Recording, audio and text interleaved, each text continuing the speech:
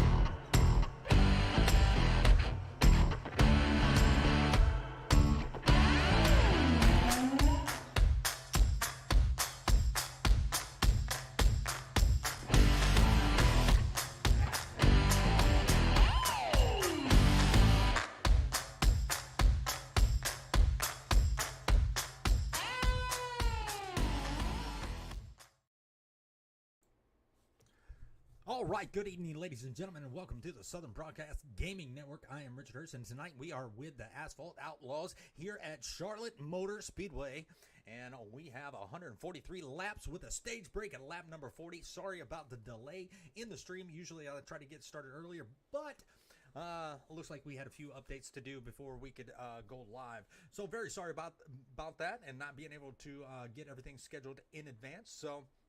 But once again, we are here at Charlotte Motor Speedway, and we have 143 laps with a stage break at lap number 40. We have 69% fuel. We got 5 sets of tires, and it looks like it's going to be a fun race as we are right now riding around with Dylan Bass. And he is trying to put in some laps, but not going his way. So he is going to give it another attempt. Let's see who else we got out there on the track. And we got Jesse Wise out there on the track trying to put in a blazing fast lap. We got quite a few drivers here tonight. Looks like we got a total of 21 drivers. And tonight, we will have 25 smackaroos going to the race winner. And we will have $15 going to the favorite paint. So, looks like they are getting ready to finish up their qualifying, and they are all done. Once again, I'm very sorry about it. I wasn't able to get the points and everything loaded up with all the updates that I had to do. Just wasn't my day today, and work schedule kind of didn't help any. So, as everybody is, looks like we still have a few others still trying to qualify. We are actually stuck on 1 lap to go as far as SDK goes, which that is one of the updates that we had a problem with today.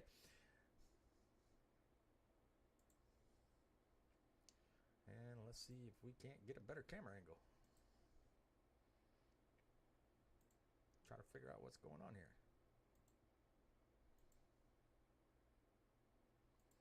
Oh, maybe they're not done qualifying. It's actually got a few warm-up. I believe it's a warm-up.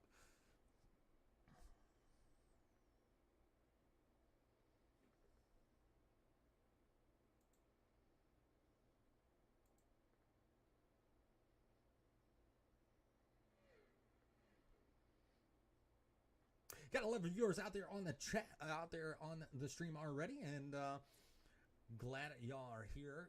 Appreciate y'all spending your Friday evening with me. Hope you're ready for the weekend. Hope you had a good 4th of July. As you know, all those barbecue grills were probably fired up.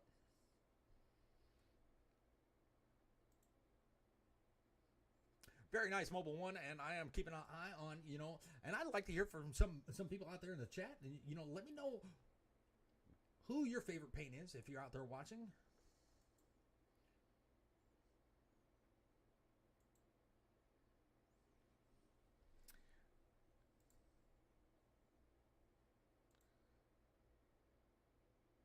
And I believe my trading, I believe SDK is actually froze up on me.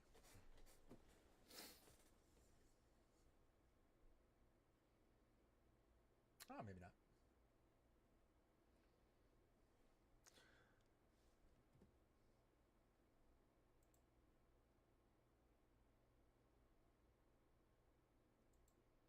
All right, even though I was not able to get the points loaded in, I'll give you a heads up of who is at least in your top 10. You got Eric Hegdahl. He is going to be still sitting in the number 1. You got Jody Banfield. He is going to be sitting right there in the number 2 spot, only about 2 points back from the number 1 spot. You got Bill Hales. He is going to be sitting in 3rd, about 4 points back, tied with Joe Yakes. Now, Joe Yakes has a win, so he is going to be locked into the playoffs. Mark Beverly, he is going to be sitting right there in 5th. You got Danny Banfield. He is going to be in 6th place in points, and you got Dougie Higgins Jr. in 7th. You got Jesse Wise going to be sitting in 8th. You got Evan Schillings in the 9th and 10th. You're going to have Nicholas Lawrence. That's going to be your.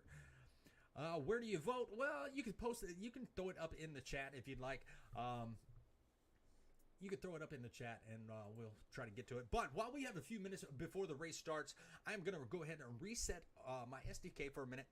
But we're going to go ahead and play our national anthem. So we will be right back. Oh, say, can you see by the dawn's early light what so proudly we held at the twilight's last gleaming, whose broad stripes and bright stars through the perilous fight o'er the ramparts we watch were so gallantly streaming, and the rockets regular, the bombs bursting in air, gave proof through the night that our flag was still there. Oh, say does that star-spangled banner yet wave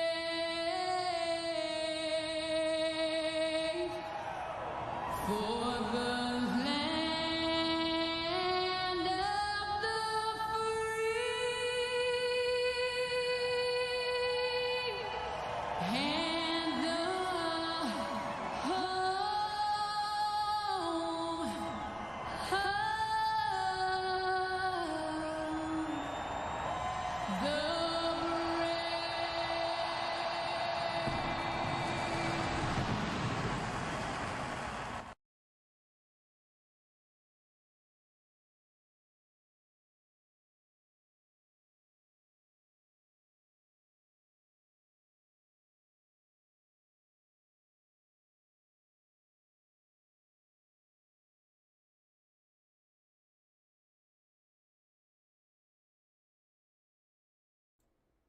All right, and we are back, and it looks like everybody is going to get gridded in. And let's go ahead and take a look at your qualifying order for tonight. And it looks like Joe Yakes, he is going to be on the pole. Got Evan Schilling. He is going to be sitting right there on his outside in 2nd. Hoss Beverly going to be qualifying in 3rd. You got 4th is going to be Eric Hegdahl. 5th is going to be Mark Beverly. 6th is going to be Mr. Michael Miller. 7th is going to be Mike Wood Sr. You got Jesse Wise going to be starting in 8th. 9th is going to be Clinton Woodby. 10th is going to be Nicholas Lawrence. 11th is going to be Mr. David Trailer. Jesse Calloway going to be starting in 12th. 13th is going to be Will Rhino. Looks like Cody did not load in, so he is going to be possibly starting from the pits. But Cody was going to be starting in 13th, or excuse me, 14th. Charles Van, he is going to be starting in 15th. Got Bill Hales is going to be starting in 16th. Keith Prince is going to be starting in 17th. 18th is going to be Dylan Pass. And let's see if we can get the rest. 19th is going to be Rick LePage. Tyler Beverly is going to be starting in 20th. And 21st is going to be Jonathan Herbert. All right, let's get that off the screen. We're going to be making that one pace lap around, and the pace car is going to be diving off. And let's see if we can get a kind of a close-up of these paint schemes. Megan White out there saying, go Clinton.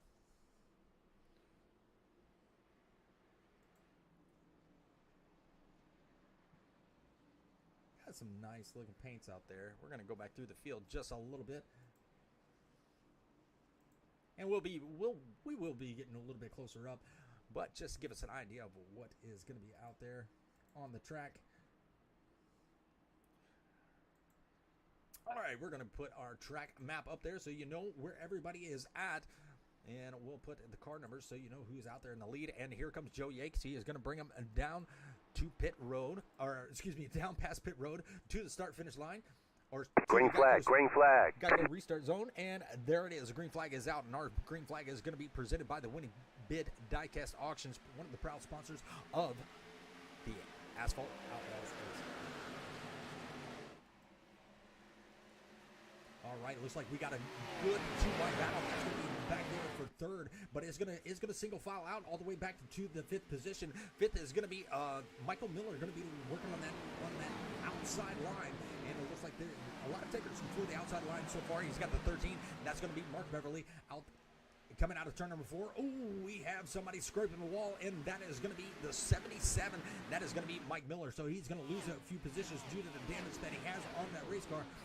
So he is going to be falling maybe back just a little bit, but looks like that car still has a little bit of speed, and he's going to be able to make it back up on the bottom line.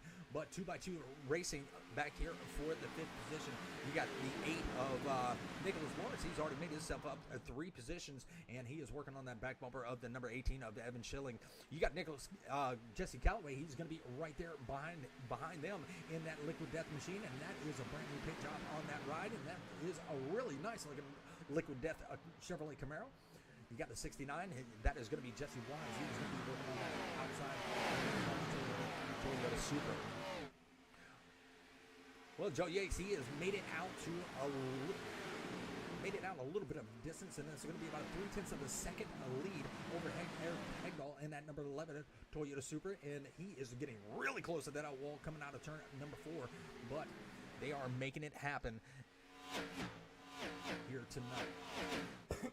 Well, lap number 4 is complete, and you got a 2-car breakaway, and they made it out about 0.7 of a second over Haas Beverly. Haas Beverly is doing a really good job here at Charlotte Motor Speedway, and it looks like we got somewhat of a 3-wide battle. And where did that battle go?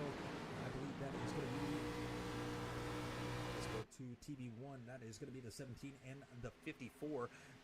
And that is going to be David Trailer. David Trailer following 1 position, and Reinald, he is going to be making his way up 2 positions from where he started.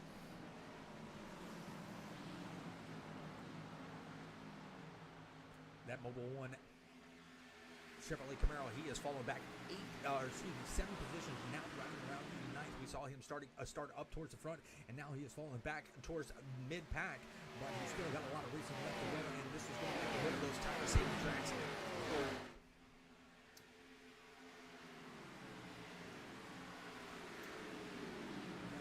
Those tire-saving tracks here at Charlotte Motor Speedway. And that high line is probably going to be your friend. You can get a really good run coming off of turn number 2 onto that backstretch, and you're going to need a little bit of that draft. And it looks like a lot of takers for the high line, but you still have a lot of takers for that bottom line. And it looks like Will Reinald, he is going to be making a move as the 18 slides up the track, almost brushing that wall. He may have brushed that wall just a little bit and got a little bit of damage on the right side of that car. But here they come across the start-finish line, and it's going to be Will Reinhold for that position. You got David Trailer. He is going to be right there along with him, trying to follow suit around the 18 and the 23 of Charles Van. He is going to be right there along with him in that GOAT Racing number 23 Ford Mustang. That's a nice little paint scheme also. I do like it.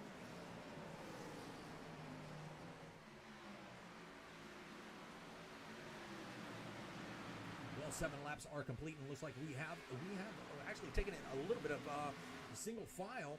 Let's go back through the field and see if we have any side-by-side racing. We got a 3-car packer right there. That's going to be the 45, 53, and the 29 all in a line. And you got Ricky LePage. He's going to be riding back here in the 18th position.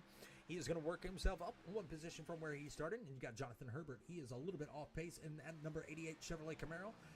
And it looks like he has a lot of right rear damage to that race car. So it's definitely going to be affecting the handling of that car. And he's a little bit off pace. But out here, back out in front, and you still have that 2-car breakaway, and they've broken out to almost a second. 9/10 of a second separate them from Haas Beverly. And I wouldn't go too hard with 143 laps and a stage break at lap number 43. I don't know the exact fuel laps that you can go on a tank of fuel. You only got 69% of fuel. Don't know if they can fully make it to lap number 40, but I do believe they can. So they could be taking it easy, but you got a two-car breakaway for first and second, and a 2-car breakaway for third and fourth, and then Jesse Callaway trying to fend off all the wolves right there behind him, all the way back into the, I think it's back here to David Trailer here, or excuse me, Charles Van. He is going to be right there, the last car in that mid-pack, all the way back to 11th. So 5th through 11th is going to be under a blanket coming into turn number 3, and they are still going two wide. You got the 23 down low, you got the 54 up high. 54 might have a little bit of draft help as they come out of turn number 4. It's still going to be the 23 as they cross the start-finish line. The 23 does have it. He has the low line advantage, and now he's going to be looking to take a position away from that number 17 of Will Reinhold.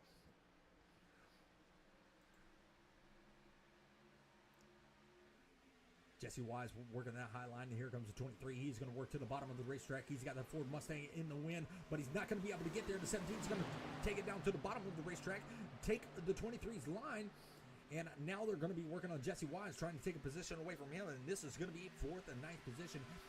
And that was for the 8th position, and Will Reinhold right now is going to be up 5 positions and moving forward. He's got Nicholas Lawrence right there in his view. Let's see if he can get up there to him.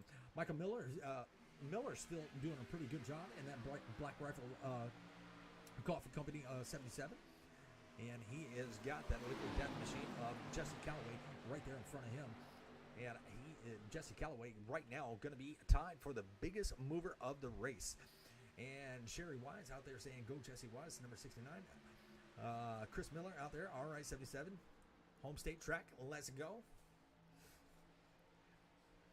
And I really appreciate y'all out there joining me. 17 viewers, really appreciate it. And let me know as we go through the field, let me know what you I know everybody has their favorite driver, but let's see, let's pick your favorite scheme as I go through the field, throughout the race. Let me know what favorite scheme that you like out there on the track, and that's going to help me make my decision of who tonight's winner is going to be.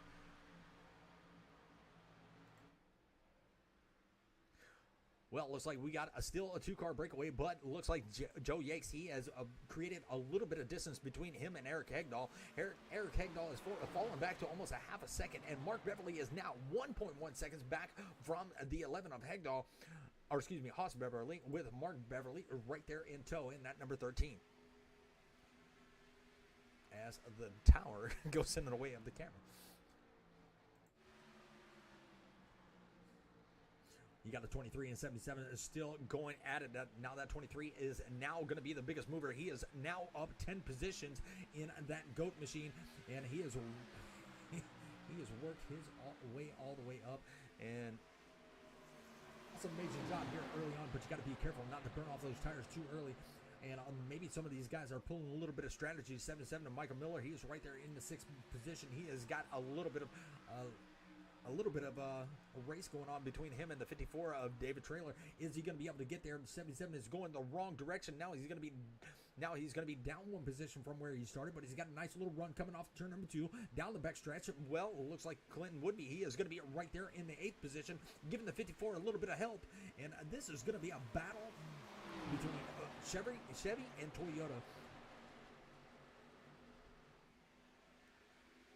Swamp Thing would be climbing. Yes, he definitely is. He's only going to be up now one position, but he is still got a lot of racing left to go as we are coming to lap number 18 as a leader. When the leaders reach the start finish line, and that will be 18 laps complete, and would be looking to the inside of 77 of Michael Miller.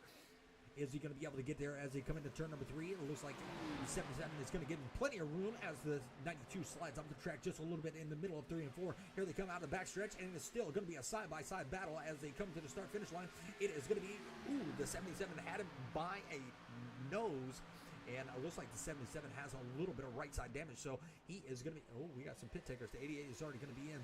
Looks like the 77 has a little bit of right-side damage. Maybe he has made a little bit of contact with the wall, but he has still got that Bass Pro Shop Black Rifle coffee company still in the win and still hanging on to the top 10 as he moves down to 8. Jesse Wise is going to be looking, and we're going to ride on board with Jesse Wise because he was watching this battle pretty much the whole time.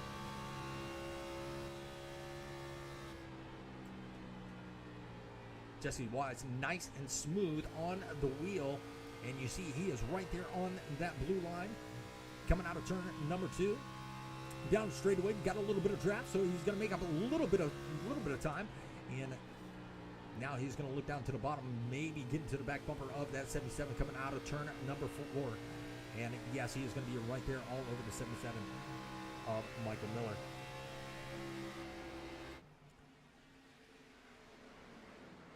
Well, it looks like it is getting all spread out, and it looks like Joe Yates, he has made it out to about a 1 second lead over Hegdahl in that number 11 machine. It is going to be 3 Chevrolets in the top 5, and 1 Ford and one Toyota. One Toyota. Next Toyota in line is going to be in the 6th position. So the Toyotas are putting up a pretty good fight. The Fords are really a little bit off pace, but our first Ford in the top 10 is going to be Charles Van. He is right there in 5th position, and he has got David Trailer. He is going to be all over the back bumper with Clinton Woodby in his Chevrolet Camaro. So this is going to be a battle of the manufacturers right here for the 5th position. And a look at the 92. He's going to be looking down low, and this is going to be that winning bid diecast auction driven by Woodby. Sorry, lost my train of thought for just 1 second. And he was able to get around that 54. Now working himself up to the 6th position.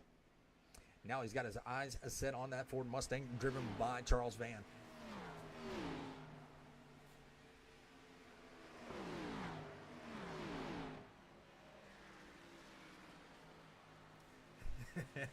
American Patriot out there saying Team Woodby sneaking up like a lion.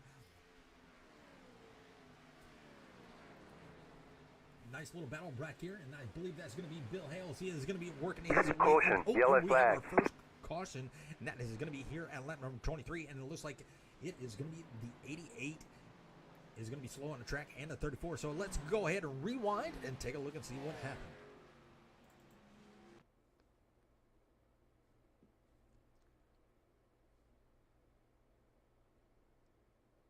Oh, looks like the 88 got really tight coming out of turn number 4, and he is going to eat the wall.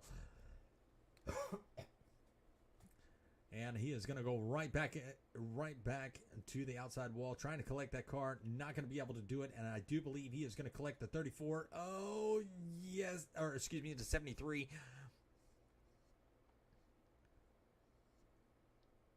So the 73 got a little bit of piece of that action, and that is going to be Rick LePage. So he is going to take his car through the grass. Looks like we got the 34 is also in pits. Was he there already? Yeah, I believe he was already there. So our first caution is going to come out, and our caution flag is presented by Sonic Graphic Design, and they are a proud sponsor of the Asphalt Outlaws Racing. All right, let's take it back live to see who is going to be bringing it down pit road. And it looks like everybody but Mark Beverly is going to be bringing them down pit road. 25 laps complete. And let's go back to our full screen.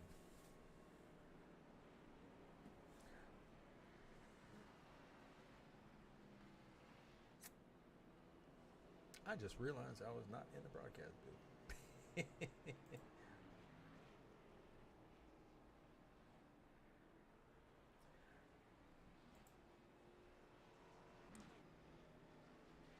All right, since we got a little bit of break, and let's go see how Mr.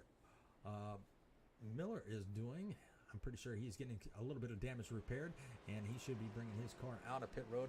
There he is, and let's go ahead and bring him up to the broadcast booth. He is going to be sitting down here in General Teams chat. Michael Miller, this is Richard up in the booth. You got a copy.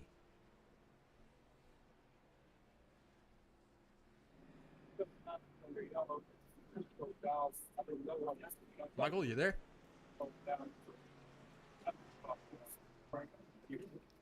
Well, I can hear him, but he cannot hear me. Mr. Miller, this is Richard up in the booth. You got a copy.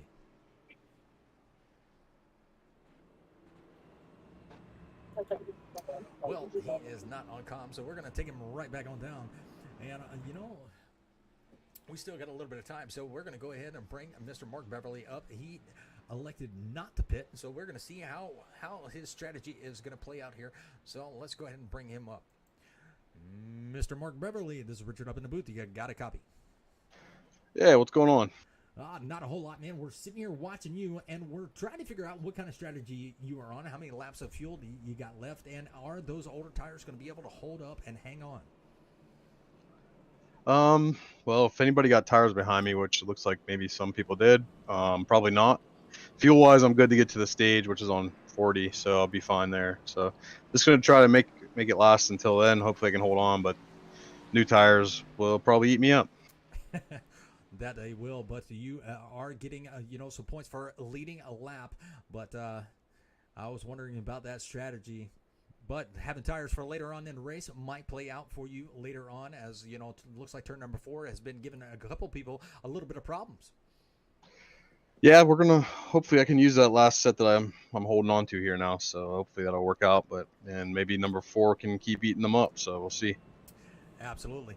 Well, I will let you get back down there, and good luck in the rest of your race, my friend. Hope to talk to you later. I appreciate it. We'll talk to you.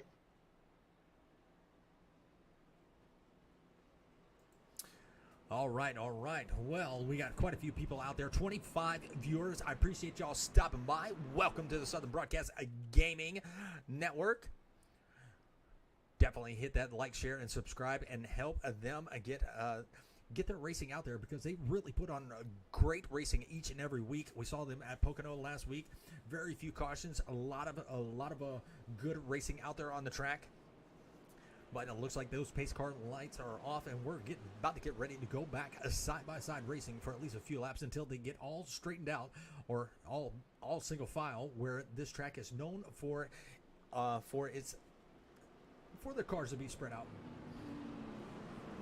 But we're going to watch Mark Beverly take the green flag, and we got Bill Hales. He is going to be sitting right there on his outside. And I got, Matt B out there saying that 3 has the best paint. And there he is. Actually, that is actually a nice looking paint. So I do have to agree with you there. Actually got 2 out there saying that 3 has the best paint. But there are quite a few others out there that have a really good paint. So we will cycle through them. Just make sure we get to view them all. 53 looking pretty good. I love the red, white, and blue. As I am a vet, I love anything red, white, and blue. Got the chair force out there, Air Force out there. Mark Beverly, sorry, Mark. I love the car. I love Armed Forces, but since I'm Army, I gotta say it. Chair Force. All right, here they come to the Geico restart zone, getting ready to go back. Green flag racing with Mark Beverly, bringing them to the restart zone. Green and flag, green green flag flag. is out, and our green flag is presented by the Winning Bid Diecast Auctions, one of the proud sponsors of the Asphalt Racing. And Mark Beverly, he did get a really good jump, and he's already jumped almost out to a half a second lead on those older tires, and that is pretty good. That is going to lead Joe Yanks to deal with Bill Hells. He's got to work his way around. Oh, we got chaos on the backstretch. Wow. And that is going to be... The yellow flag is out. That is going to be Haas Beverly is going to be turned around, and our yellow flag is once again presented by Sonic Graphic Design, another proud sponsor of the Asphalt Outlaws Racing. All right, so we're going to have to go back and see what happened to Haas Beverly. And so give me 1 minute. Let me get it rewound. And he is all bent out of shape. That car has no front clip, no hood, and it is smoking. So hopefully he can make it back around without having to use that tow. Let's go back and take a look and see what happened.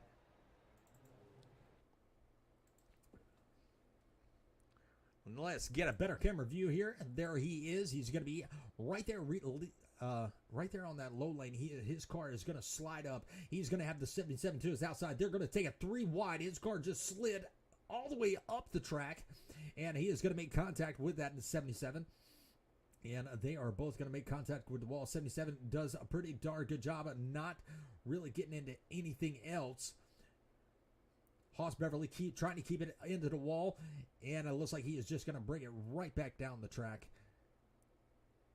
And he is going to take a trip to that inside safer barrier, and that car is going to be put on Cyclone as he comes back onto the track, locks it down, and luckily nobody else was involved in that.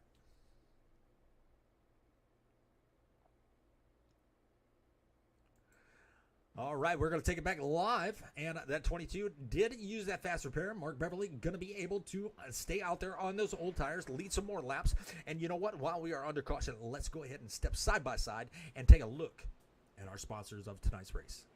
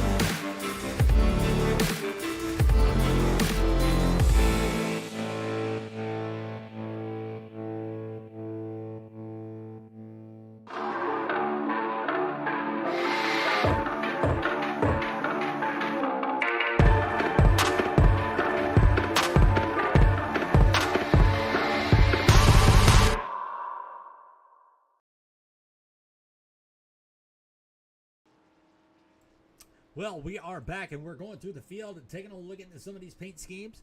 And some of them have, like I said, some of them do have that those nice paint schemes on those cars. And, you know, Sonic Graphic Designs, they did paint a lot of these cars, and they look fabulous.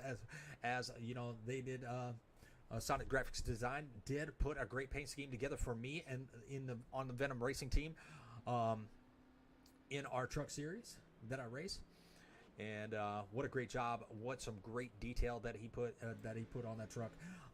So if you're looking for iRacing paint, don't hesitate to get a hold of Sonic Racing Designs or Graphics Design. Sorry.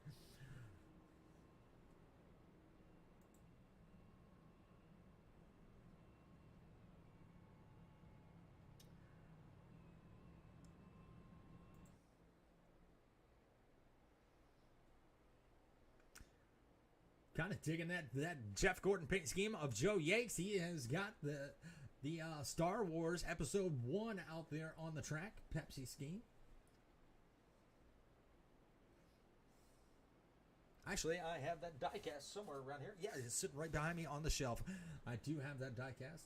Nice looking paint job on that machine. But the pace car lights are off, and we're going to get ready to go green flag racing. We're going to have about 8 laps until we see another caution flag come out, and that is going to be for our stage break.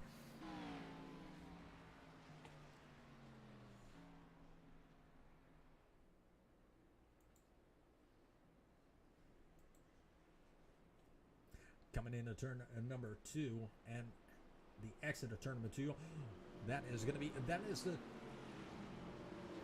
first time that we've seen a problem out of exit number exit 2 was with Haas Beverly, but that happened way before exit 2. So exit 4 is the only one that I've seen where these cars do get tight.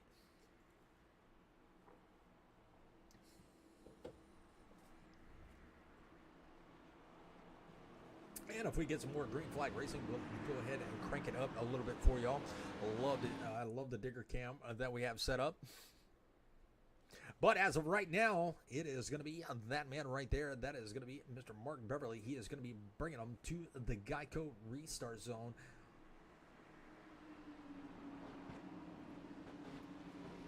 And let's see how long he can hold on to it. Can he get the stage win and have those fresh tires at the green stage? And there it is. There's the green flag. And once again, our green flag is presented by the Win and Bid Diecast Auctions, and that is going to be the proud sponsor of Asphalt Outlaws Racing.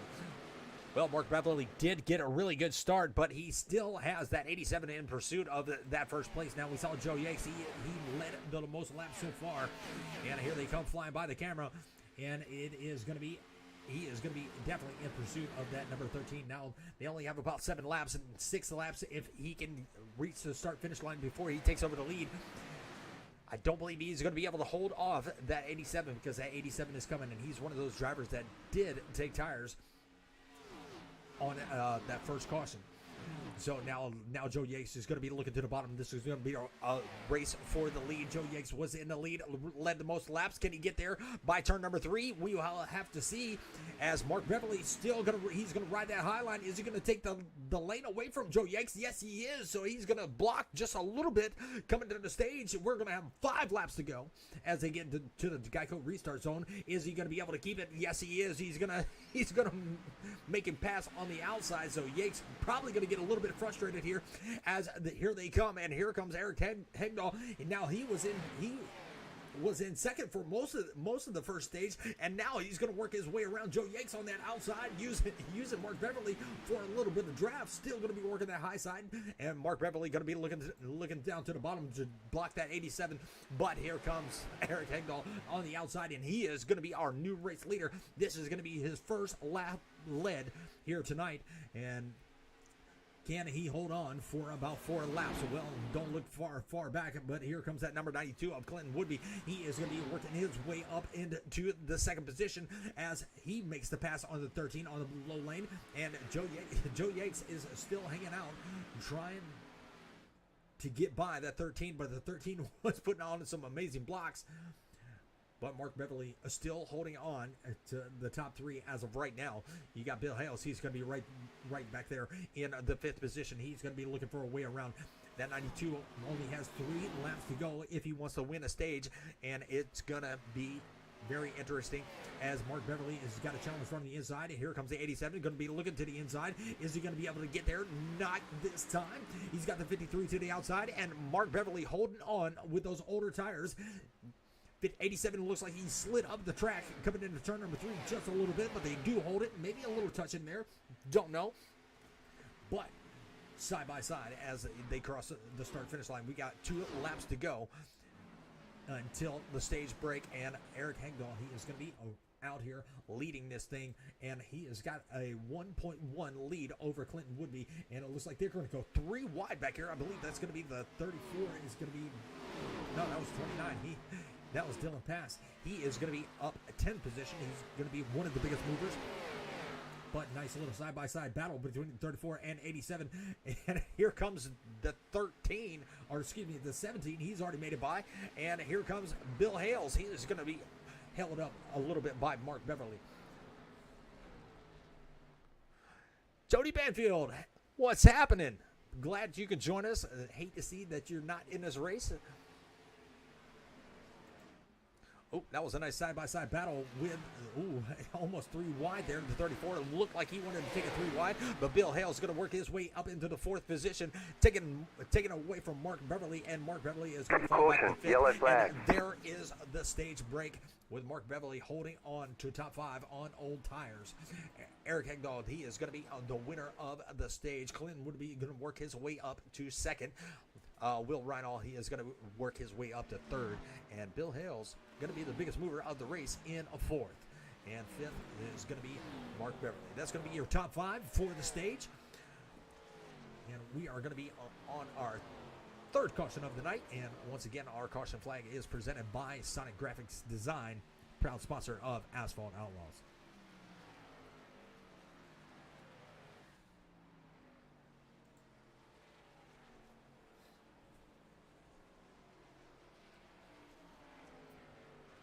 We got Tammy Lee out there saying, let's go 88, Herbert. Riggs Power Sports. Well, let's take a look and see how the 88 is doing. He had a little bit of a wall incident earlier. And he is going to be sitting in the pits as of right now.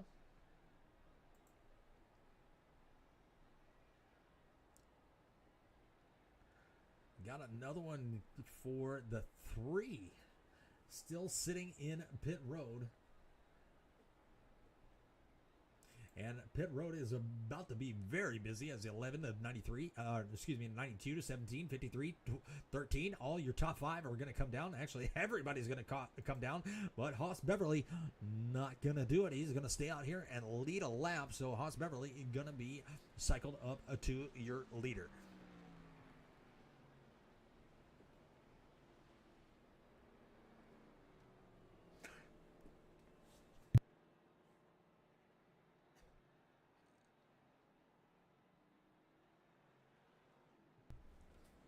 Oh, excuse me for that.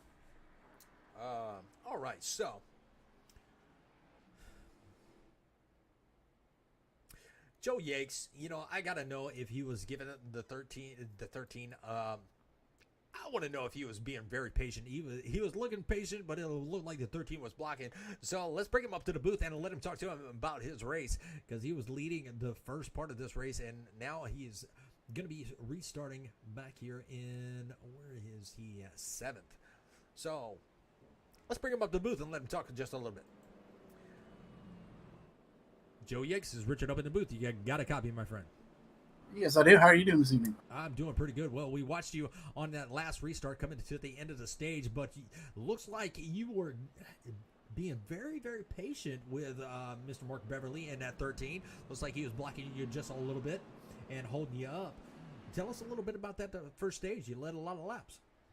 Yeah, I was really hoping we weren't going to see that caution, but when that caution came out, I knew like a bunch of guys were going to take tires, and I opted to just get the fuel so I can, make sure we make it to the stage, and we'll let the track position work itself out.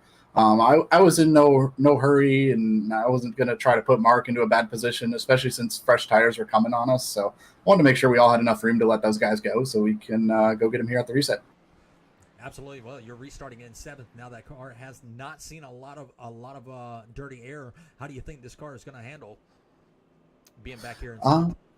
I'm not sure. It seemed to handle okay on the restart there, just being patient, letting guys go, and it'd be interesting. I get a couple of guys looks like they didn't take any tires here, so I'm sure those guys will come back and we'll move forward, and we'll just kind of go where they're not, find the air, and keep moving.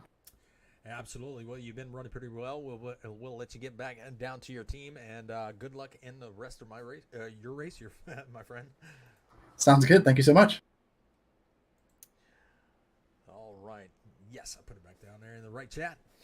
All right. Well, yes, we got the 92. He's going to be restarting on the outside, depending on where the leader wants to go. He has the choice of inside or outside lane.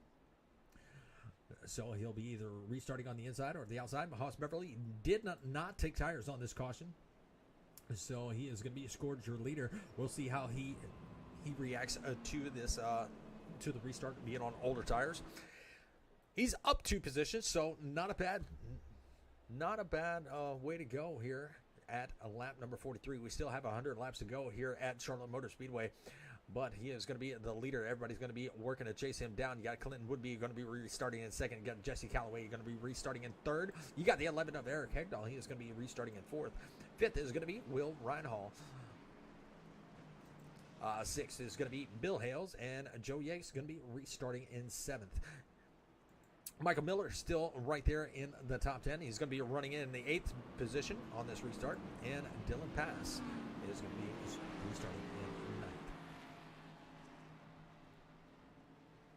Or excuse me, Mark Beverly is going to be restarting in 9th.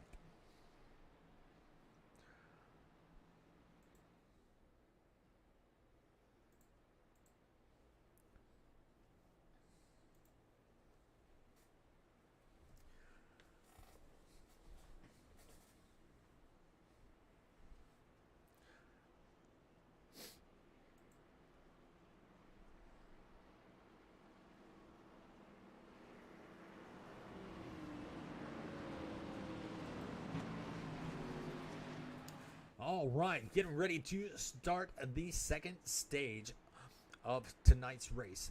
99 laps left to go. We've only seen 3 cautions so far. Kalen Rhodes saying 34 has the best paint. I tell you what, that is one of the number 1 contenders.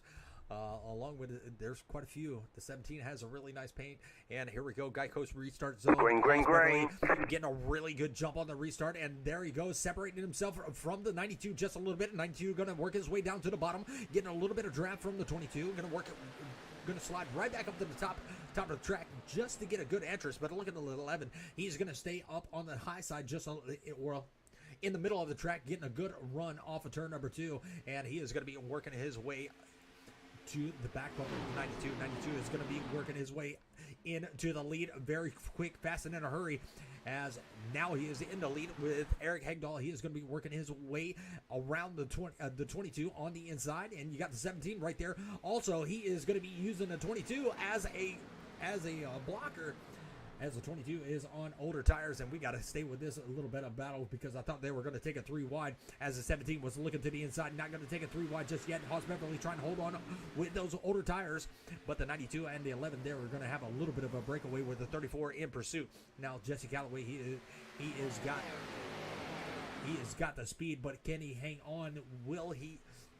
You don't want to be too tough on these tires, as somebody is going to be going through the grass, and I believe that's going to be the 18. He is going to have a lot of right side damage, so the handling of that race car is going to be affected by that right side damage, and he is all the way back now to 17th. Now he is down 15 positions, so he's got to make up a lot of positions to get back up there. Hopefully he still has that fast repair, as that car is scraped up on that right side.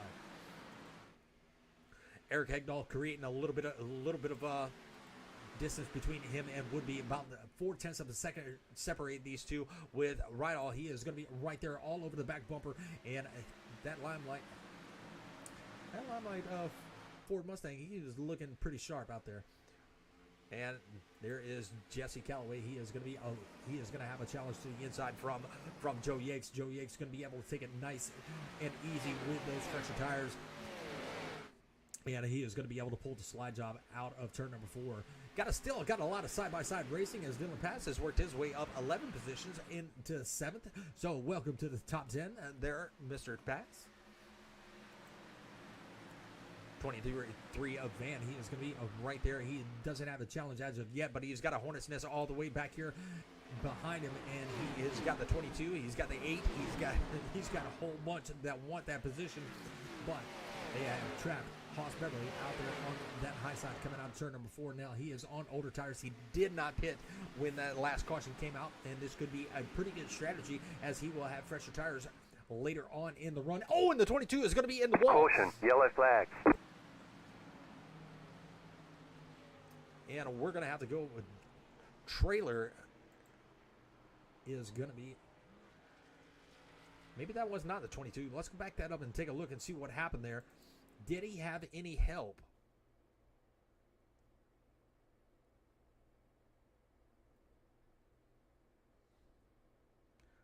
54 is going to be right there. Let's see if we can get a different camera angle, get a better camera angle. 54 is going to be on the inside of the 22. Looks like he got a bad entrance. Let's see. Let's back that up just one more time and find out exactly. It looks like that the 54 just slid right up the track.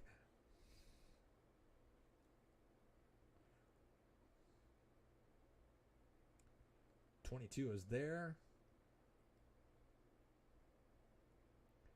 Hoss Beverly all the way out to the wall. Yeah, this 54 slid up the track. 22 had nowhere to go. And this is going to be a fast repair gone already by the 22. So he is going to have to sit in the pits. 54 is going to be set on spin cycle. I don't believe anybody else was collected in that chaos, but a lot of people making some evasive maneuvers as his car spins all the way and rests at the bottom of the track on the apron. So once again, under caution, our caution flag is presented by Sonic Graphic Design. Once again, that is a proud sponsor of Asphalt Racing. Asphalt Outlaws Racing.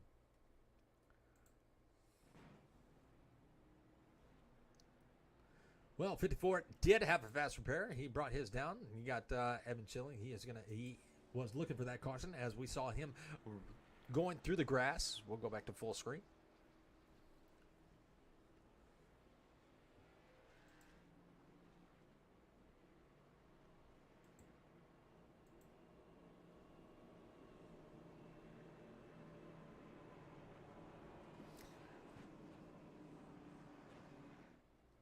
Well, let's see if Michael Miller wants to talk to us now. Maybe he can hear us.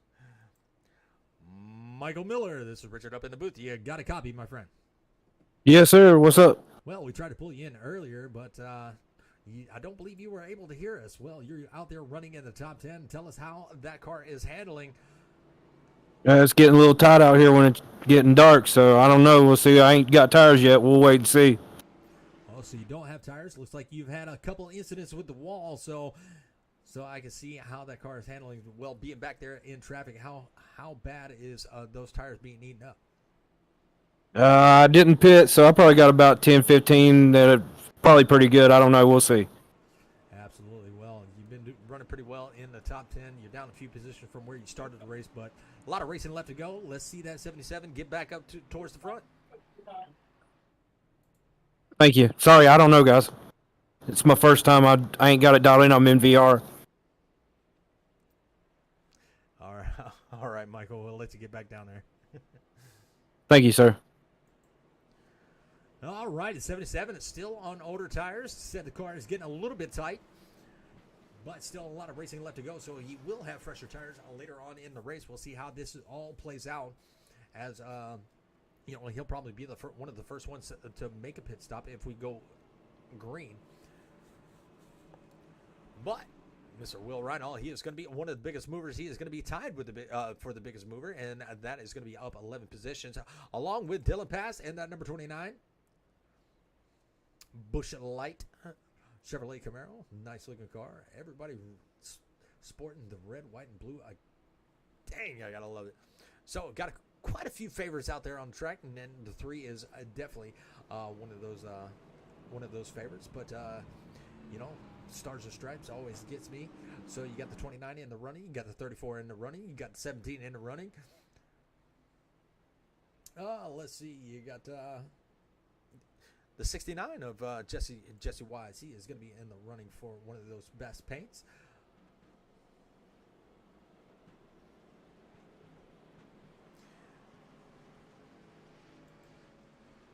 '73, not bad, not looking too bad himself, so that's going to be another one.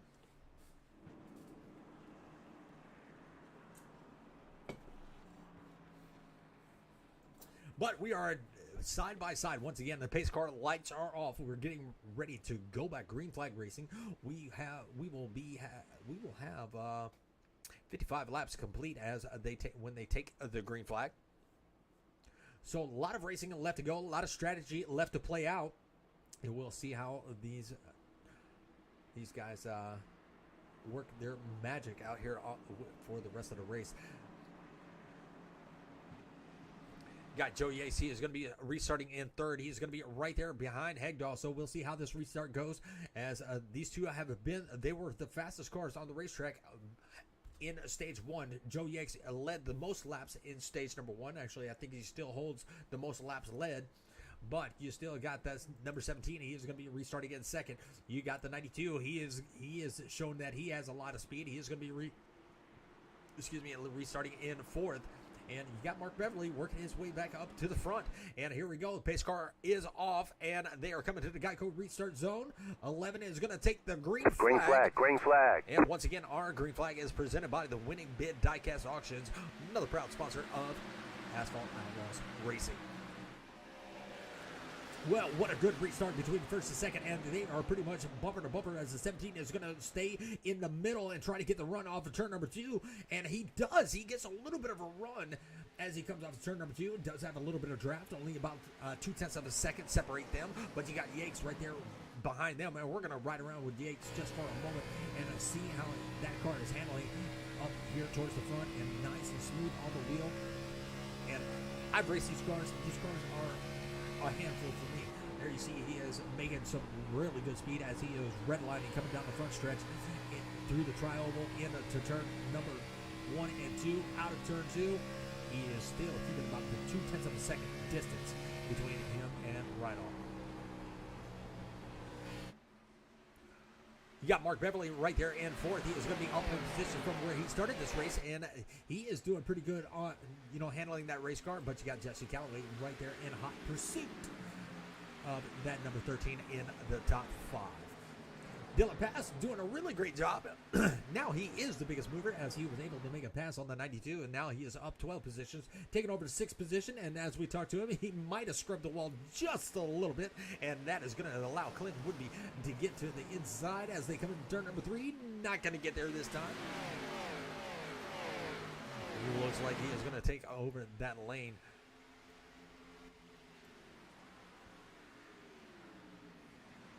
Oh, looks like he's going to have him in turn number 1 now. And looks like Clinton Woodby is going to be looking to the inside. Is he going to be able to make the pass coming out of the backstretch? He's got a little bit of run coming out of turn number 2. Side by side for the 6th position. And he is going to be able to take it right back as they come down to turn number 3. He is going to have that position. And it looks like Dylan Passy is going to fall right in line right there behind that number 92. And it is going to be pretty much all single file line racing all the way back here to, do we have any side-by-side? No, we don't have any side-by-side as of yet, but we'll go back up here towards the front and see how this is going, because we do have a side-by-side right here, and that's going to be between the 17 and the 87.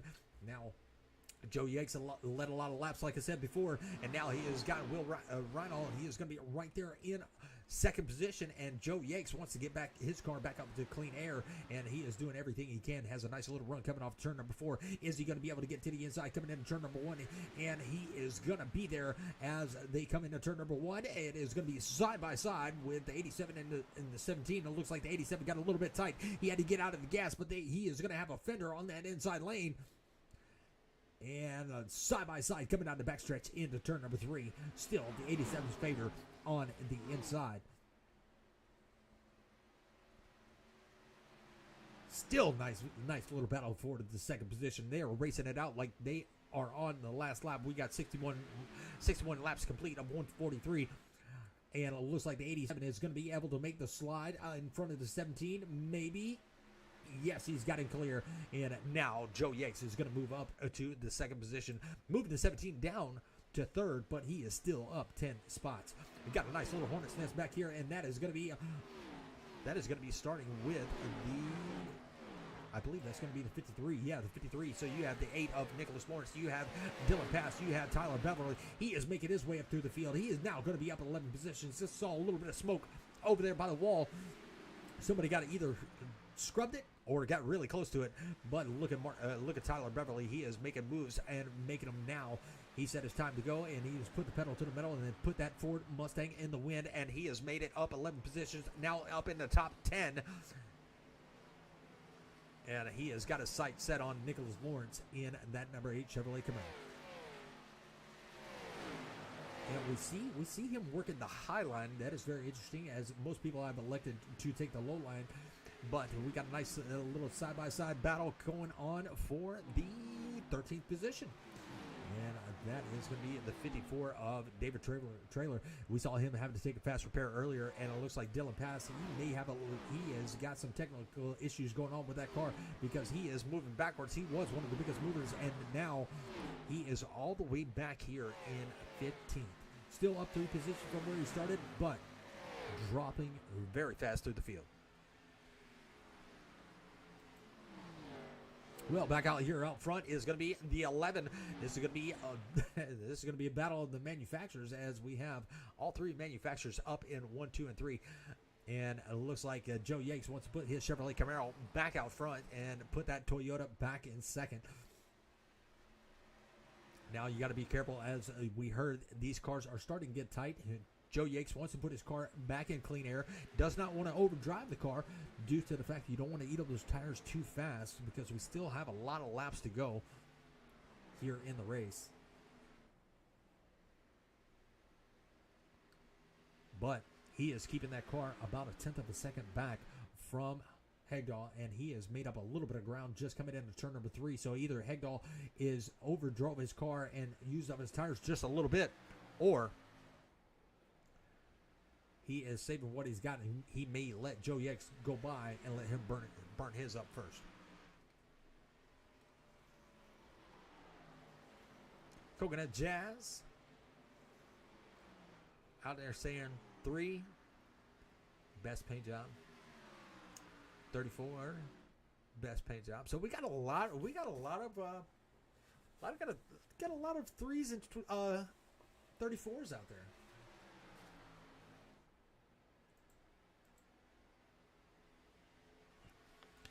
Well, Megan White is out there rooting for Clinton Woodby, and he has got his hands full of Jesse Callaway. Jesse Callaway going to be working on that outside line as they come out of turn.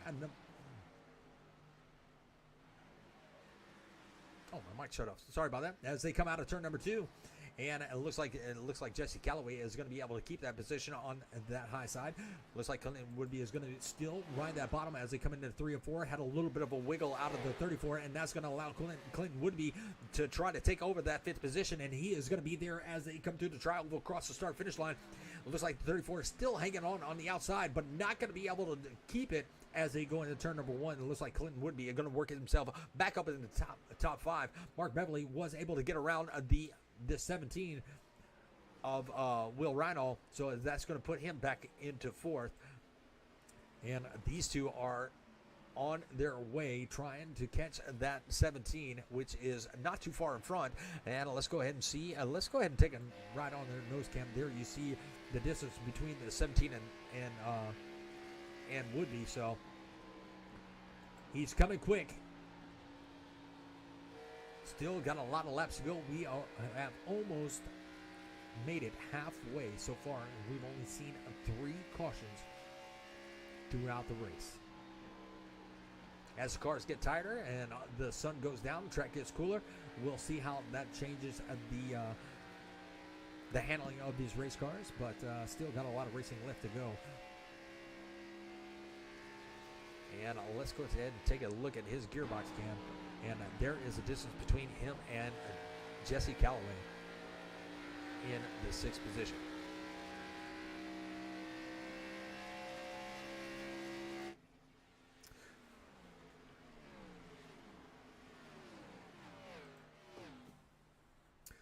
All right, well, it is that favorite time where we crank it up just a little bit.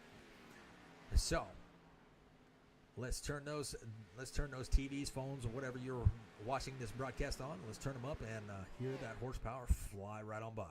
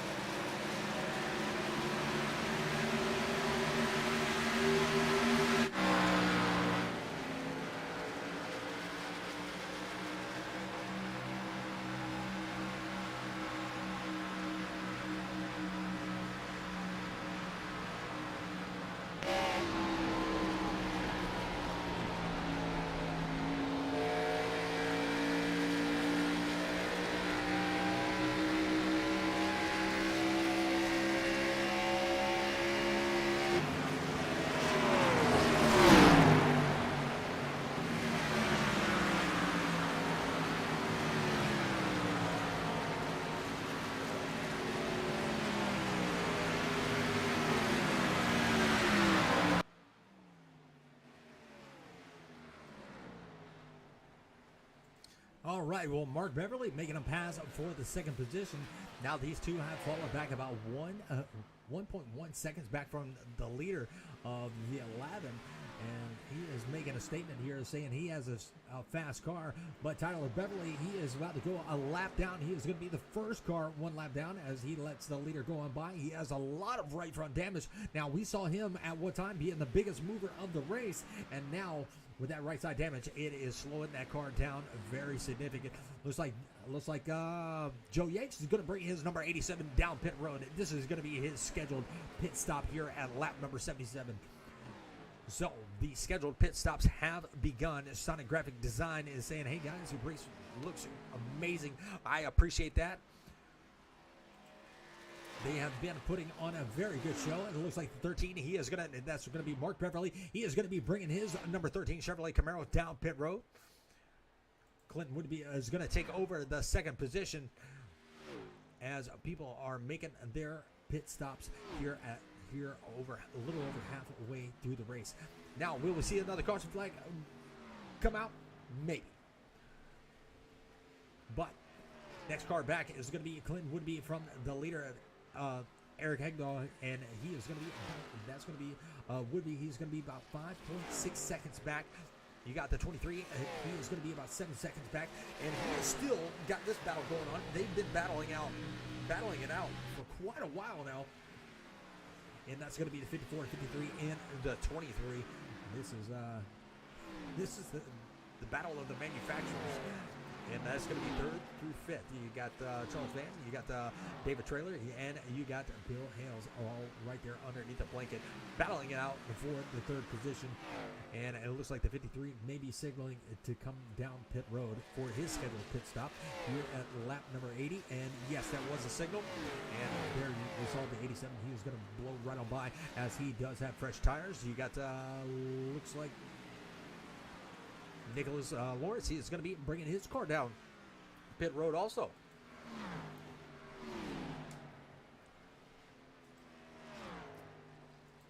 Still got this tight battle between third place and Charles Van. He is going to be the biggest mover of the race as of right now. He is going to be up 12 positions. He has got Joe Yates. He is looking to get him back the hard way as he is looking to the outside. He does have those fresher tires. 23 is going to squeeze him just a little bit, and that is going to be a lap down car. But he's got Mark Beverly right there behind him. That's going to be also a lap down car. Ooh. You got the 45 of Taylor Beverly. He was right there in the mix of everything. He made things a little bit interesting as he has a slower car out of all of them. He was stuck up there on that high line.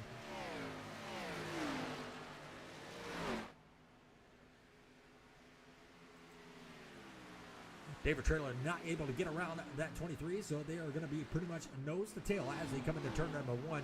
We're going to go back through the field as Jesse Calloway has got a little bit of challenge from Mike Wood, but Mike Wood, going to take it down to the apron. That's going to be the 43, Mike Wood Sr. He has been doing a pretty good job. He qualified very well. He qualified in 7th at the start of the race, and now he's riding around in the top 10. We'll have to see how long this holds out as everybody else has fresh, quite a few people have fresher tires, as we see Clinton Woodby and David Traylor. They are going to bring their cars down for service. But it looks like maybe that 43 Toyota may have a little bit of rear end damage. So that could be affecting the handling of that race car. Well, still out here leading this race, it looks like Haas Beverly is going to go another lap down. Now, there's only 5 cars on the lead lap. The first car, 1 lap down, is going to be Joe Yakes. He is looking to get his lap back the hard way. He is making up a lot of time. Now, I don't know how this is going to play out as, the longer the leader stays out on older tires, he's going to have fresher tires, yes, at the end, but this man right here is making up a lot of time with Eric staying out on these old tires.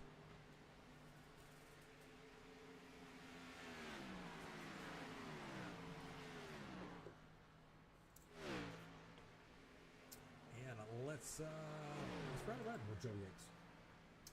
He has got Haas Beverly. He is trying to work himself around Haas Beverly. And he is able to do so now within about a second away from the 11. And 11 is going to bring his car down pit road. He noticed he was losing a lot of speed, so now he is going to bring his car down pit road. You got the 77. He is going to be in pit road. You got Jesse Calloway going to work his way up to a second as everybody else is in the pits. So 23 of Charles Van going to stay out and lead a lap. So that 23 is showing a little bit of speed right now. The biggest mover of the race, up 14 positions. Got Jesse Calloway. He is right there in second, and he's got a little bit of challenge going on right there by the 43, and that is a little bit of back and forth between the 43 and the 34. And it looks like the 43 is going to signal he is going to bring his car down pit road. That's going to, and so is the 34. So these two cars are going to bring their cars down pit road. Got to get those cars down to 45 miles an hour. I do believe it is. And once Charles Van, works his way down pit road, that's going to turn the leader over to Joe Yates. And that's going to probably have Mark Beverly and Joe Yates in 1 and 2. Oh, sorry. I didn't mean to click that.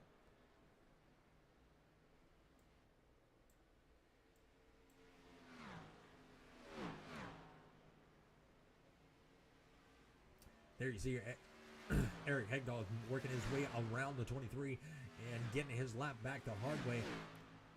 Now the 23 is on older tires. So that's why he was able to make that pass very, very easily. Now let's take a look and see when here he comes. I was going to look and see when the last time he had pitted.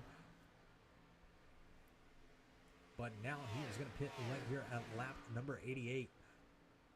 Laps are ticking down very, very quickly, and as Van is in the pits, that is going to turn over the lead to Joe Yates out there, back out front in clean air. You got Mark Beverly in pursuit in second, and Eric Hegdahl, he is going to be bringing his car up to third as he makes the pass around Van for that third position. So it's just a matter of, I wonder how far Van will actually drop hitting that late in the race.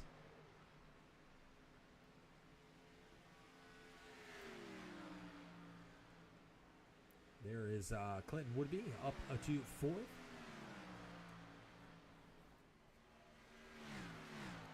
All right, while we do have a little bit of green flag racing, let's step aside one more time and take a look at tonight's race sponsors.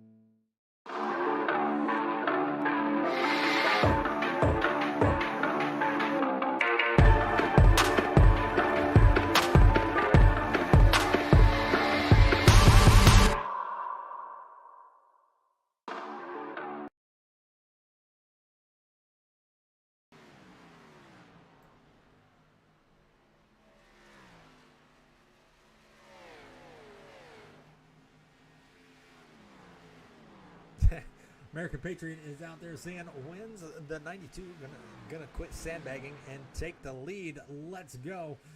Well, he's got doesn't have a lot of laps left. He's got about 50 laps to do it. So riding around in the fourth, And let's look at his times. All right, he is about 12 seconds back. Let's look at his last lap time compared to the leaders. He is actually one of the fastest cars on the racetrack right now, 31.25. And Hagdahl, he is about he's a little bit faster, but you do have that 34. The last time by was faster than, and the 23. They were all faster because they pitted a little bit later. But he does have a fast race car, right here in the top 4. But he's got 2 that's just a little bit faster.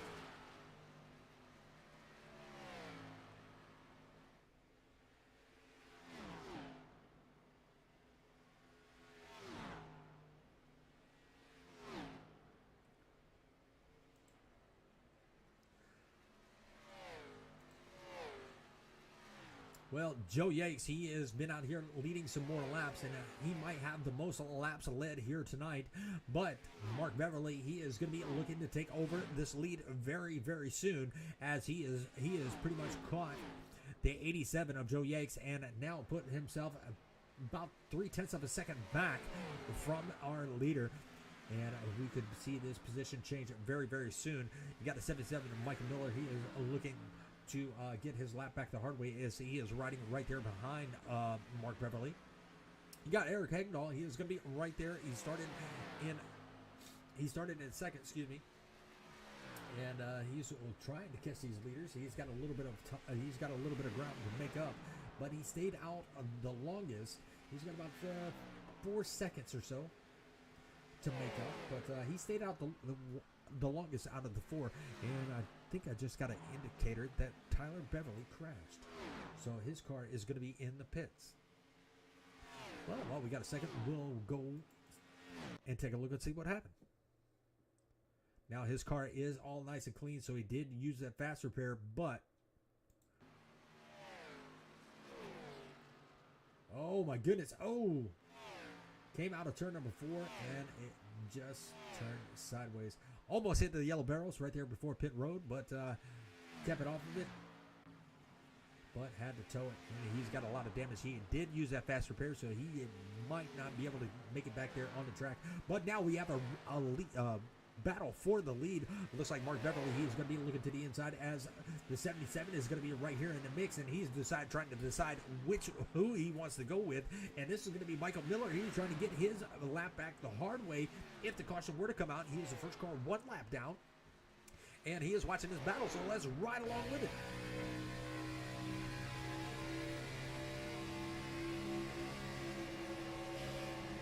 '87 of Joe Yates is not ready to give it up yet, but I believe those tires have given up on him. As the 77, he looks like he has a little bit of damage to his hood, but he is still keeping up a pretty good pace as he passed second place, trying to get to Mark Beverly to get his lap back, and that will put him back on the lead lap. But right now he is riding around in 13th.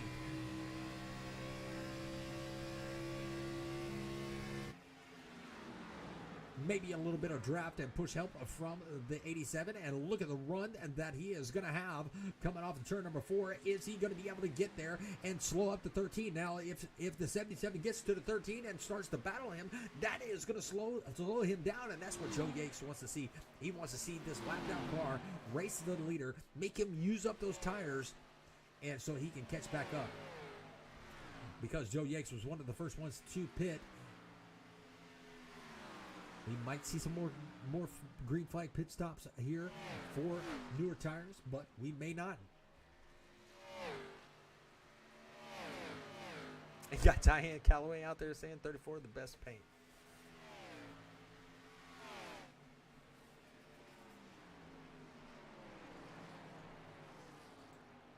Well, let's go back through the field. Like I said, there is a lot of good paint, nice paints out there. That FedEx 11 and the stars, the stripes, that's really growing on me.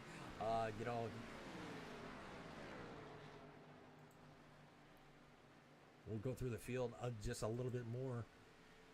And like I said, I know everybody has their favorite drivers, but a lot of these guys put in a lot of work on these cars, on these paints.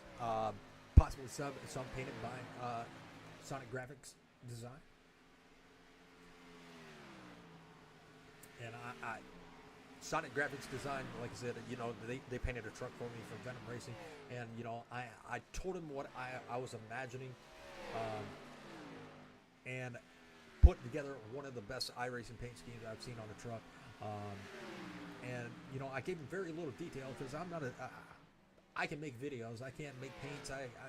I'm definitely no Picasso, but you know, I gave him my idea and he ran with it, put in his own, you know, his own personal touches, and he made a great paint. So hats off to him. That 21 Venom Racing Noma TV Chevrolet, one of the best looking trucks I've raced. But let's still go back through the field. You got the 54. There is David Traylor. He is going to be riding in the 6th position, right there behind Bill Hales. Bill Hales is right now going to be the biggest mover of the race. You got Charles Van. He is going to be right there in 7th, up 8 positions. You got Jesse Calloway. There is the chat favorite as of right now. Nice looking paint on that car.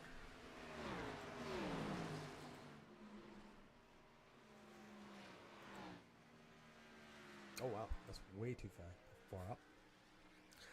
He is going to be up 4 positions, riding around in 8th. You got Mike Woods Sr. He is going to be down 2 positions, but still hanging out in the top 10. But he is going to be running in the 9th position. You got Evan Schilling. He was involved in an incident earlier. You can see the damage on the right rear of that race car, but he is still hanging out in the top 10. Not a bad run. Down 8 positions, but still a pretty good night for that number 18.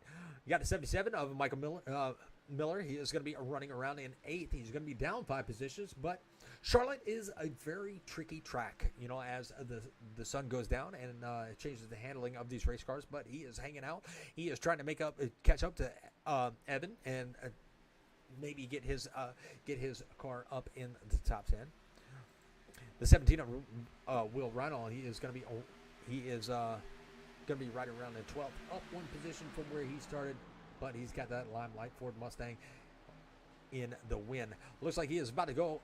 Looks like he is down a couple laps.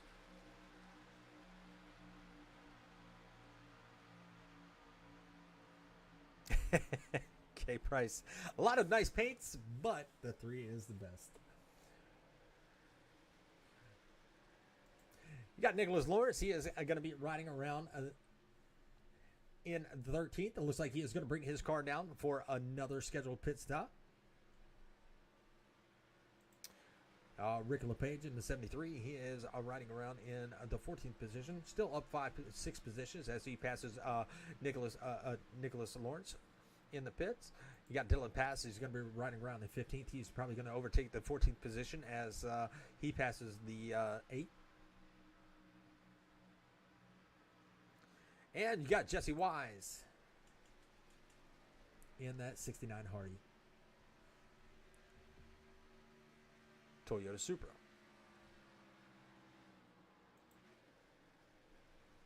Well, what a great race it's been here so far. And it's been a lot of green flag racing.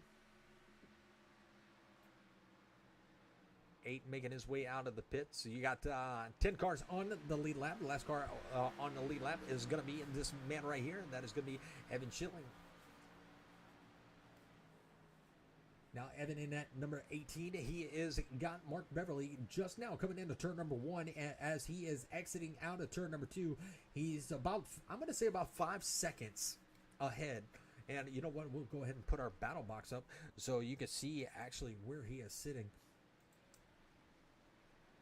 And there you have right there, Evan Schilling. He is going to be about 4.6 seconds ahead of our leader. So he is giving it everything he has to stay on the lead lap. And the car he is passing, that is not going to be for position. That is going to be the 12th position of Dylan Pass. So he's going to put one more car in between him and the leader. So the leader might have a little bit of trouble getting around. Now, we don't have a lot of laps left to go. We should be coming to 30 laps when the leader crosses over the start finish line.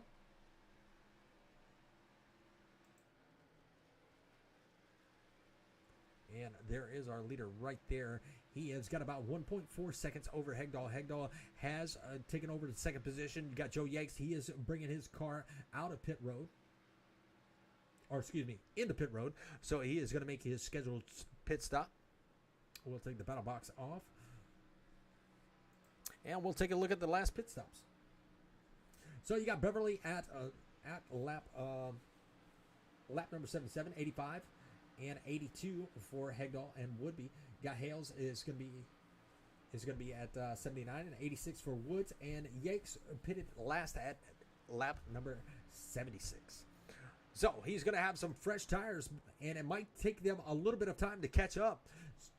Now it looks like everybody still has to make that final pit stop, and as he takes his final pit stops, I wonder how long it's going to be before Eric drops into the pits and puts 4 fresh field goods and some more go-go juice in that Toyota Supra. Well, it doesn't look like it's going to be... Oh, yes, it's going to be this time by. So he is going to be down. He's going to lock it down, get it down to 45 miles an hour. And it looks like he does a really good job getting on the pit road. And he has also got the 77 right there following in suit. And that's going to turn over the lead to Mr. Clinton Woodby. He is going to be right there taking over that lead and leading another lap here at lap 115. So not a lot of laps to go. We should see him diving in pretty soon. Got Mike Wood Sr. He is in the 3rd position. He's going to bring his car down. Got Mark Beverly. He is going to be dropped down to 4th. And Joe Yakes is still in 5th after his scheduled pit stop. And here comes our leader as of right now. And he is going to bring his car down, get it down to 45 miles an hour. Yes, he does.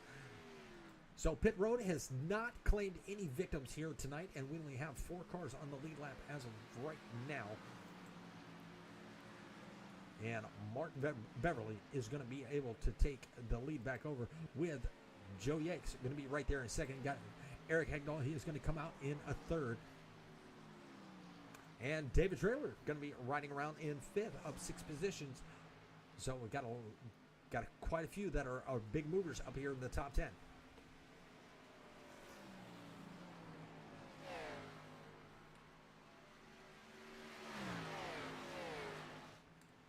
8 cars on the lead lap. Still, the last car on the lead lap is going to be this guy right here. He is still trying to stay in front of the leaders. Oh, and he blinked out just a minute for just a second. But he has got Martin Beverly slowly but surely catching him. And that is going to only leave 7 on the lead lap with Hales. If he's able to make the pass, Hales is going to be the last car on the lead lap. Everybody is pretty much spread out. We'll go back here, and it looks like we got Dylan Pass trying to work his way around the 43. That is not for a position. It looks like he is going to be able to do it. Let's see if we can find any more side-by-side battles. Jesse Calloway is going to be running in the top 5, up 7 positions. You got David Traylor who's going to be right there behind him, trying to catch that liquid death machine.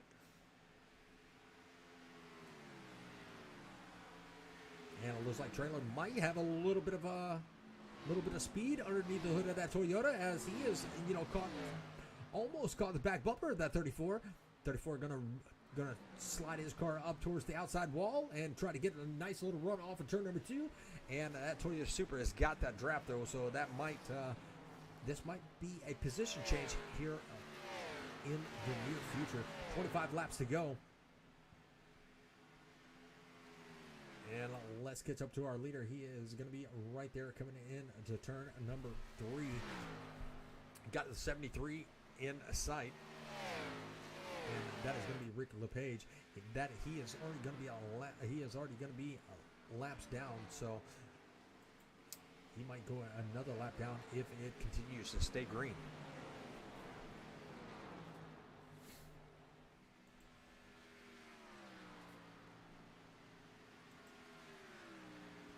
Joe Yanks has a little bit of work to do as he has got some lap traffic to deal with, and he has got the 22.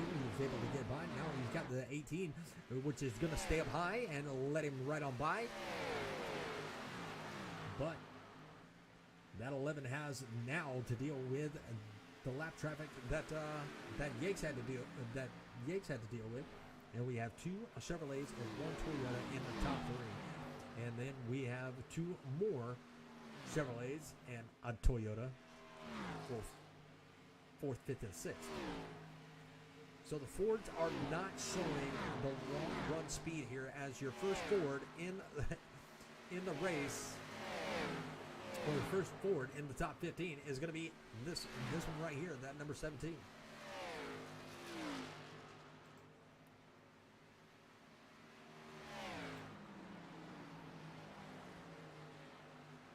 Now Eric Hegdahl, he is trying to track down that 87 of Joe Yanks. Those two had very blazing fast race cars. Now he's going to look to the inside of Dylan Pass. Dylan Pass is going to be riding in the 14th position, up 4 spots from where he started this race. He is just going to let Eric right on by. And let's see, 87 now Eric has clear line of sight to that 87. Now, does he have enough laps to catch the 87? He's sitting about a second back. Looks like the 87 does have some pretty good speed coming out of turn number 2. And looks like the 11 is going to be able to match it coming out of turn number 2 and actually make up some time coming into turn number 3. So he's shaving off hundreds of a second every lap, but is it going to be enough?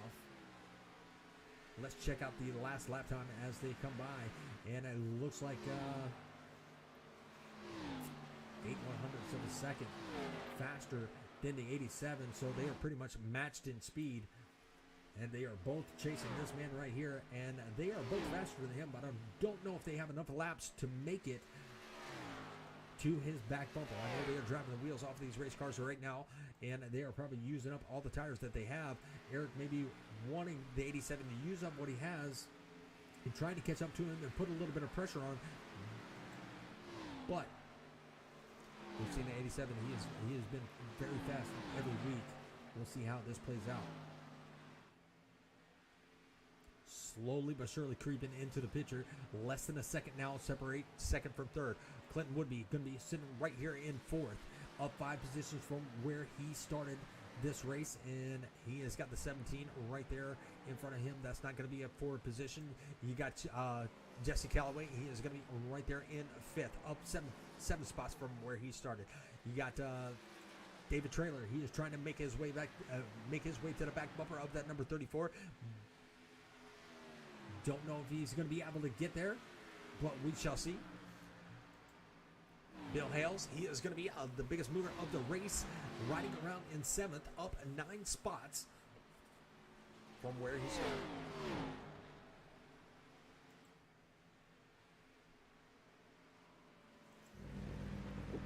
Wrong one. And there is our leader, 2 seconds back, and it looks like Eric has caught the 87 within about 0.3 of a second, separating second and third. Did the 87 use up everything he had with 17 to go? Did he take 2 tires? Did he take 4 tires?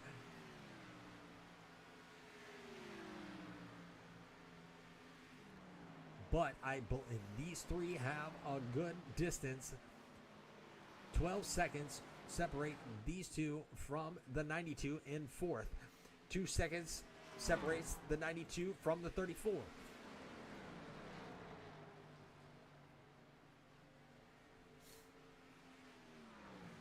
And a nice little battle right here. That's going to be the closest battle on the track. That's going to, besides, oh, wait a minute. We got a side-by-side battle for the second position. It looks like the 11 is going to look to the inside of the 87, and he's going to be able to get there. And he is going to be able to make the pass, but the 87 is not done. He has got a nice little run coming off of turn number 2.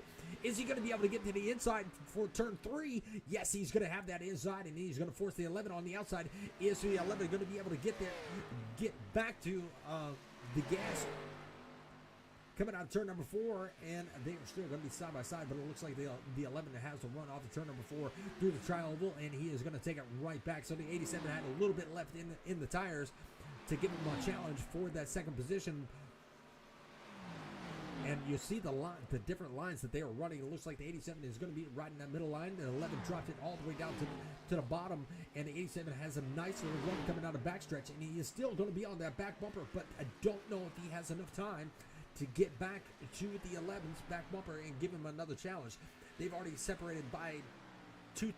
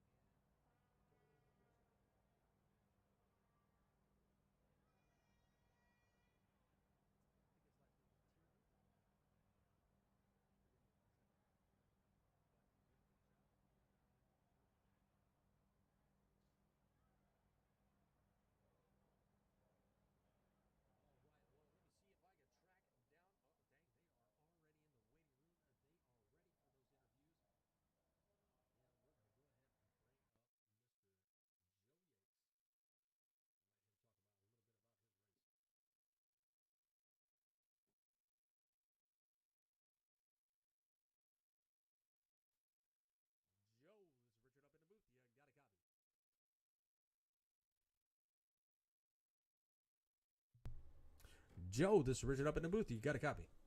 I sure do. Well, you couldn't quite get there. You and the 11 had a really good battle for quite a few laps, and it looks like you may have used up a little bit of your tires.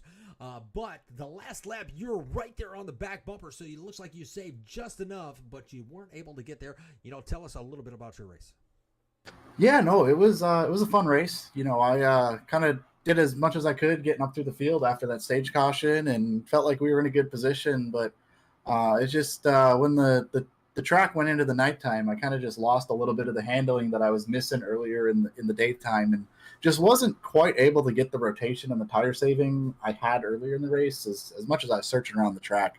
And it just seems like this week and the past couple of weeks have been about third best car for the race. So I will happily take a third place tonight. And it was just super fun racing with Mark and Eric tonight. It's a pleasure racing those guys every week.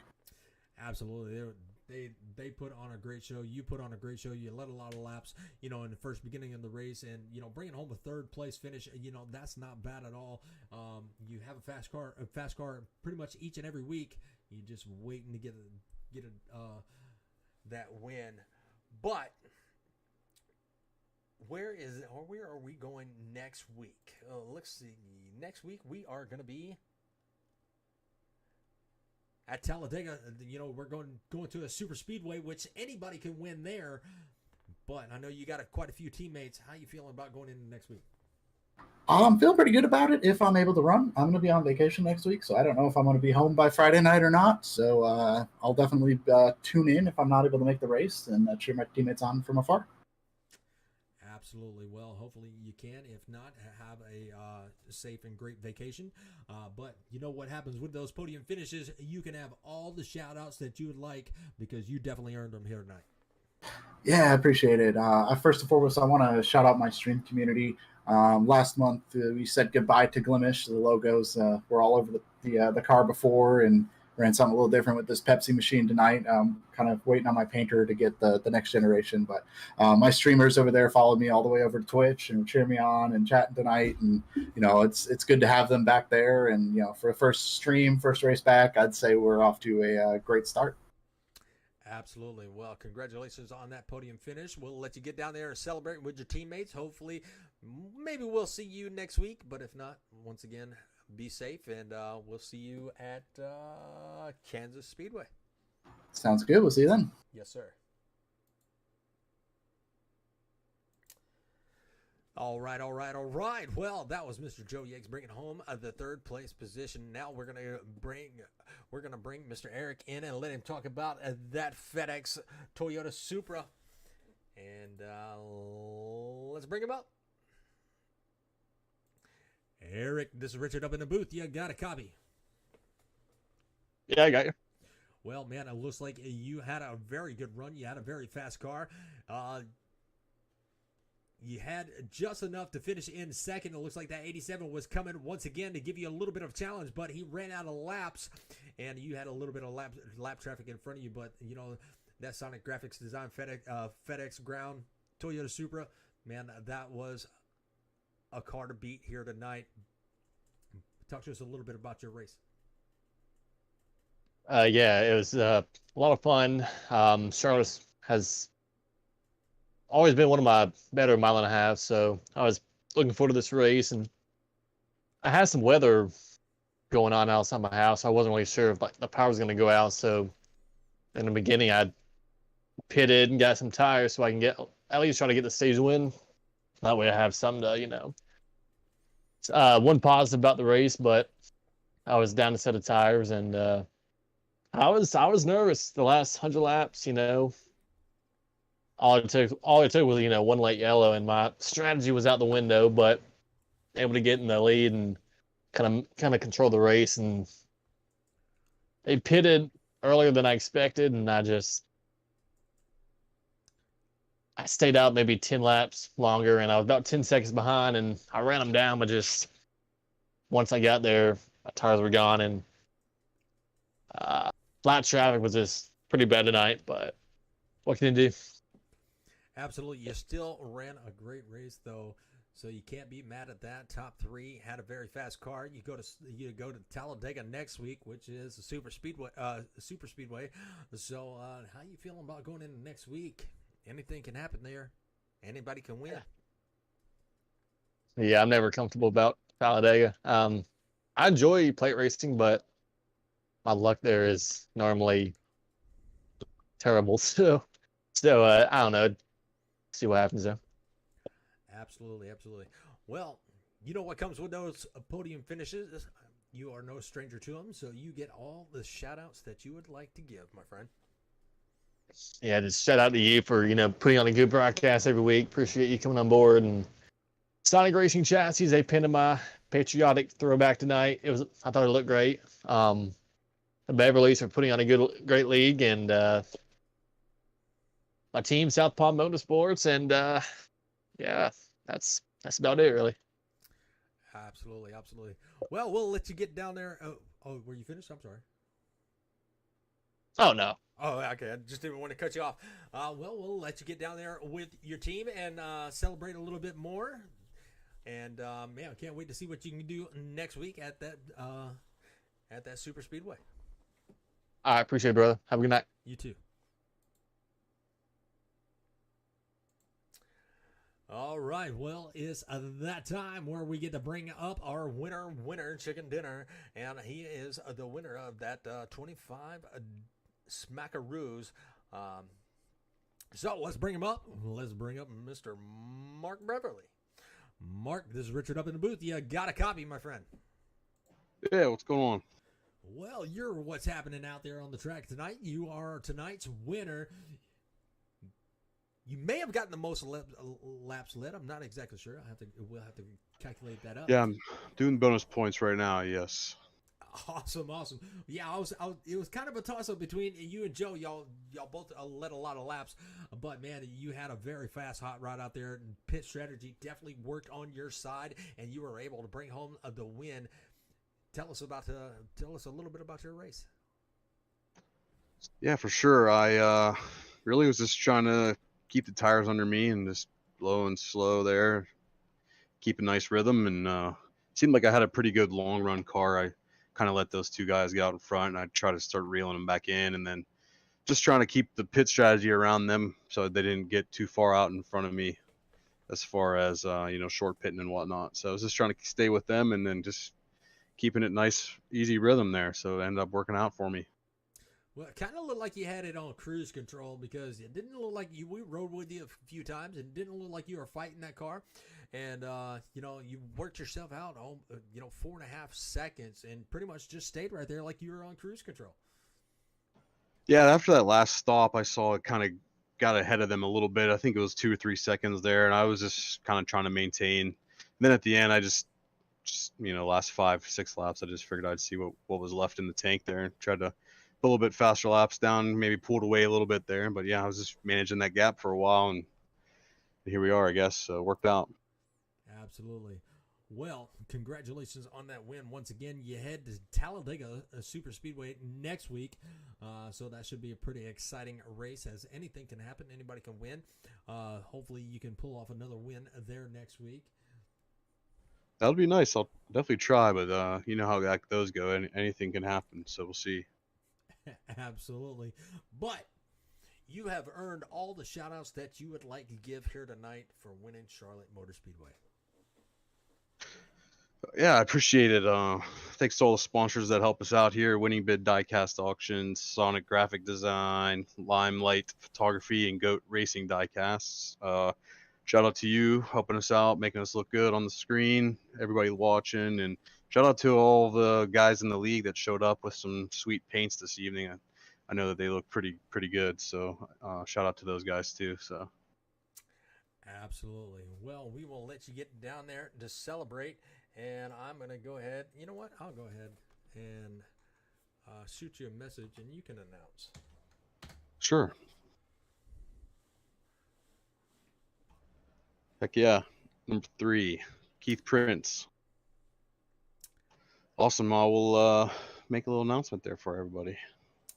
Absolutely. Well, I appreciate you talking with me, and can't wait to see what y'all can do next week, and we'll catch you later, my friend. Absolutely. Thanks. Appreciate it. We'll see you next week. Yes, sir.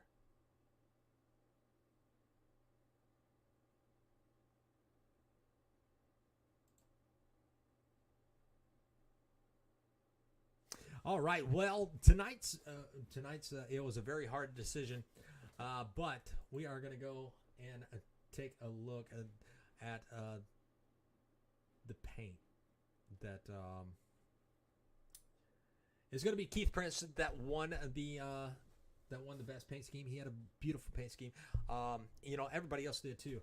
A lot of great paints. It was a very tough decision. It pretty much came down to, and a lot of the folks in the chat did help me out. I love to hear everybody else's feedback too.